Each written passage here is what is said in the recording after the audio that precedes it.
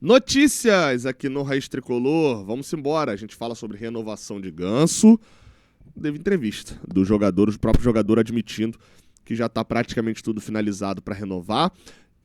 Tem contratação, ou pelo menos primeiros indícios de uma contratação do Fluminense para essa temporada. A gente vai falar disso aqui agora no Raiz Tricolor, depois da vinheta, e uma análise sincerona sobre esse trabalho do Renato Gaúcho. Vamos rodar a vinheta.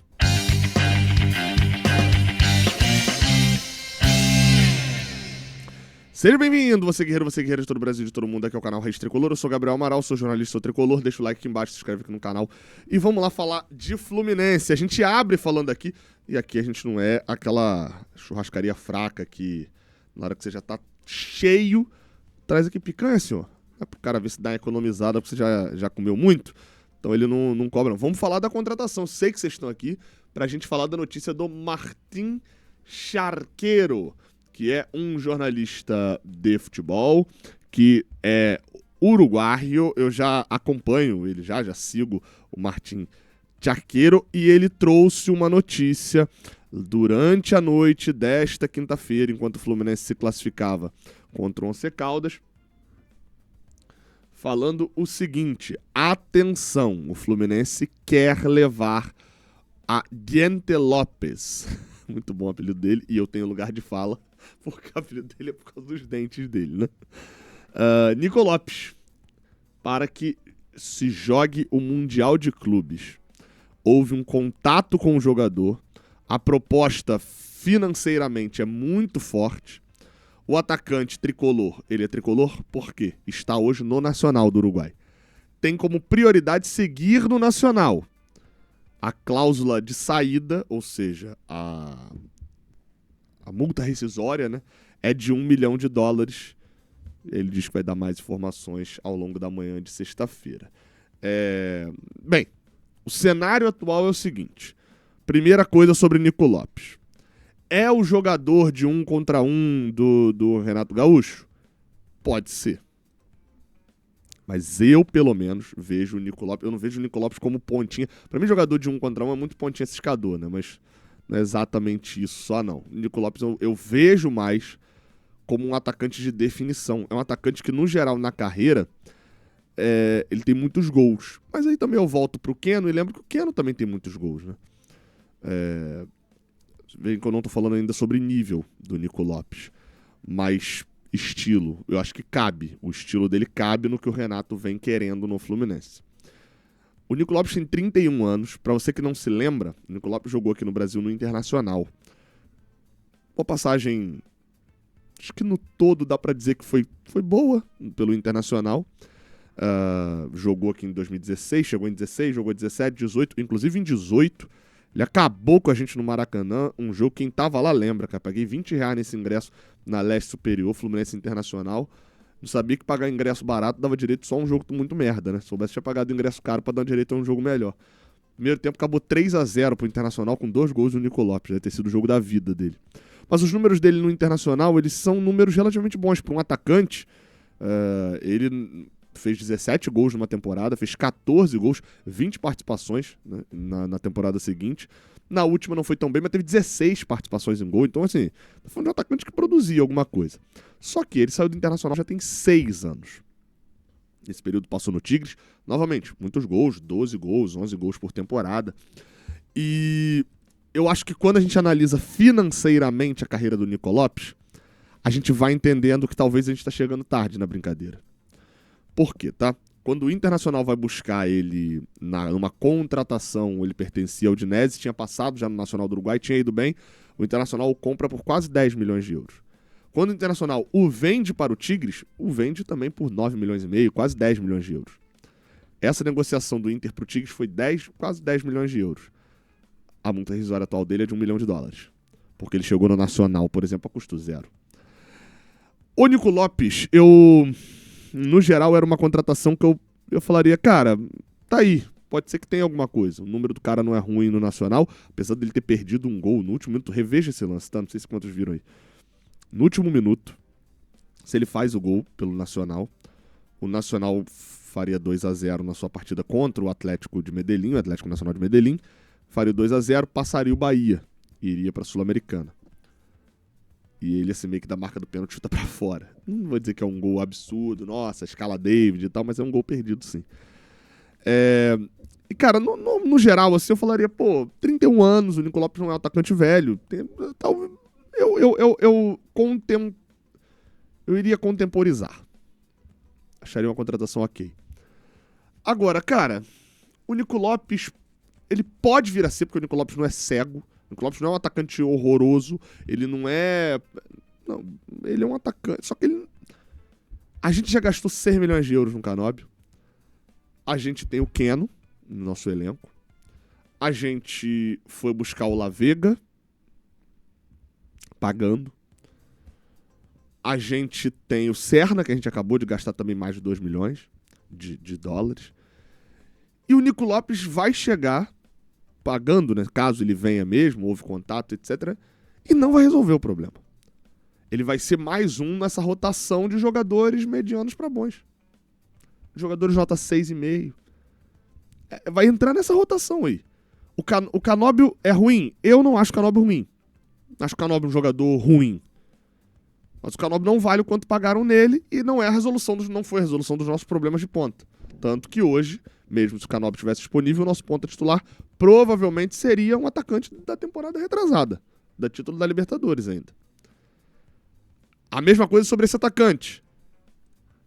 O Fluminense fez questão dessa vez de divulgar no press kit, falando sobre o Keno, detalhadamente. Falando, olha, o Keno se queixou de dores. Tá. E aí eu vou repetir, né? Algo que eu já tô falando aqui há um bom tempo, nas lives de jornada. Dores por 2 semanas é lesão. Se dores por 2 semanas não tá sendo chamado de lesão, das duas uma. Ou o Fluminense não quer informar lesões, ou o jogador tá reclamando de dores e o clube faz exame e não sai lesão. Normalmente eu diria que o primeiro faz mais sentido, que é o clube não querer divulgar lesão. Mas o Fluminense até tem feito isso bem. Divulgando grau, divulgando lesão detalhadamente. Na do Keno não divulgou. Então tô mais pra segunda opção. O jogador tá reclamando de dor e o clube fala, cara, tô fazendo exame na ponta lesão. Porque quem diz se tá lesionado ou não é o exame. Quem diz se tá sofrendo dor ou não é o jogador. Né? Então assim, ó, o Fluminense informa que a atacante Keno faz trabalho físico-técnico após período de controle de carga por conta de dores no músculo adutor da coxa direita. E o Samuel Xavier foi poupado, foi o que eu disse aqui. Então, a gente tem problemas na ponta e o Nico Lopes não vai resolver. Vamos ver, vamos tentar apurar, tentar entender um pouco mais do que detalhe é esse do Fluminense, mas assim, valores o Fluminense paga. Esse valor o Fluminense paga.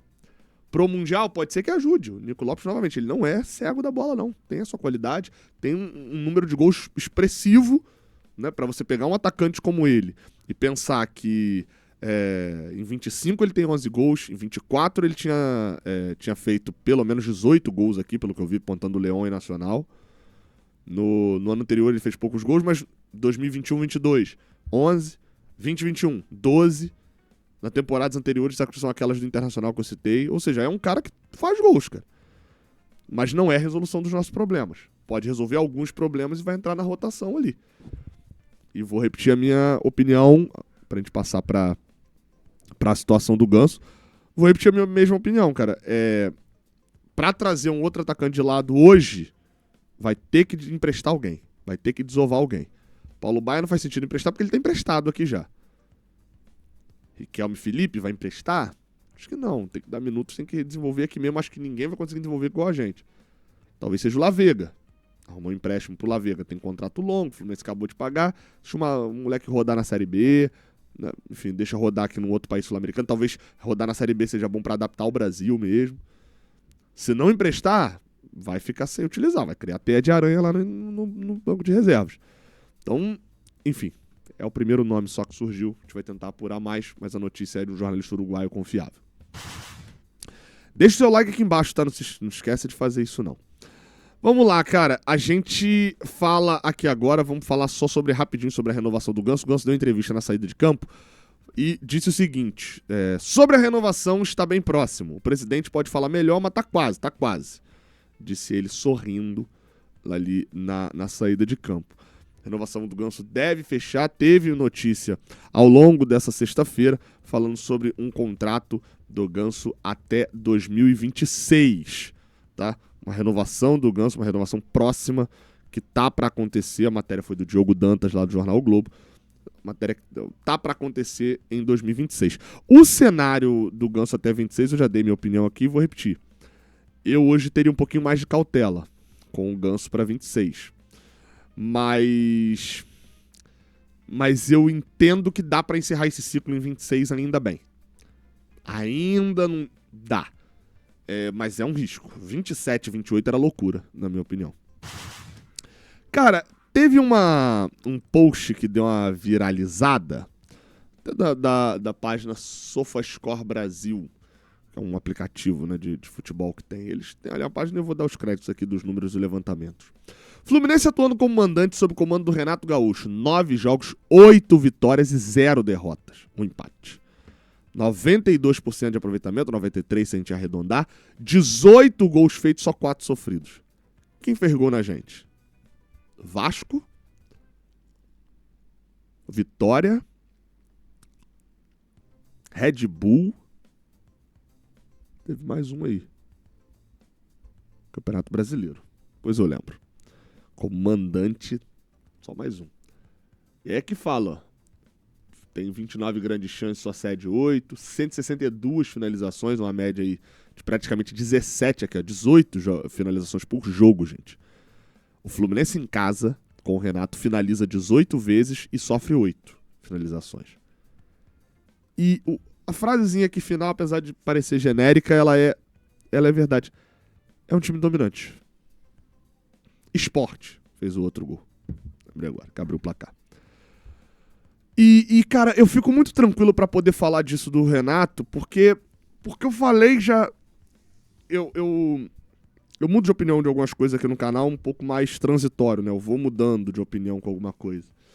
E uma coisa que eu acho que eu consegui manter, e nesse caso eu tava certo, é que a questão do Renato foi muito aumentada por conta do jogo contra o Botafogo. Eu vou abrir aqui para mostrar para vocês. Olha só isso aqui, ó. Vou demorar, prometo não demorar, tá? Olha só isso aqui. Esse daqui, no O Gol, são os jogos do Fluminense. Aí eu te pergunto o seguinte. Até o jogo contra o Botafogo, o Renato não tinha perdido. Ele tinha assumido aqui, vencido contra o Red Bull, contra o San José com time reserva, contra o Santos, contra o Corinthians fora. E tinha tomado um empate contra o Vitória no último minuto, depois do time ser extremamente dominante contra o Vitória. Aí empatou com a União Espanhola com o time completamente reserva numa atuação pífia dos jogadores do Fluminense fora de casa. Só que aqui ele não vai pro Chile. E aqui a aposta fica um pouco alta com uma derrota depois de poupar o time todo. E ele se poupar pro Botafogo por 2-0, perdendo no embate físico.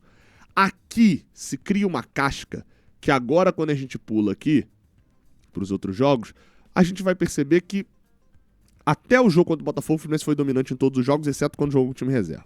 Lá, né, contra a União Espanhola. Dominava o time adversário. Aí o Fluminense vem, ganha da Aparecidense, fazendo o básico. 1-0, que é pouco. Ganha do Sport com um gol no último minuto. Talvez não foi a melhor atuação do Fluminense. Perde com o time reserva completo e ele não vai de novo lá para La Paz. Só que essa derrota aqui pro San José, ela é potencializada por quê? Por 2 atuações já meia-bocas depois de uma derrota contra o Botafogo. A derrota pro Atlético Mineiro tá muito mais na conta do resultado, as críticas depois, do que da atuação. O Fluminense fez o mesmo jogo contra o Atlético Mineiro que fez contra o Corinthians. Exatamente o mesmo jogo. Qual que foi a diferença? É que contra o Galo, o Hércules entra, tá fresco no jogo, toma um drible, não dá o combate, o chutaço do Rubens vai no ângulo na hora que a torcida gritava time sem vergonha. A grande diferença do jogo do Atlético Mineiro pro do Corinthians tá aí, nesse gol de empate. Óbvio, o time vai mal depois que toma virada.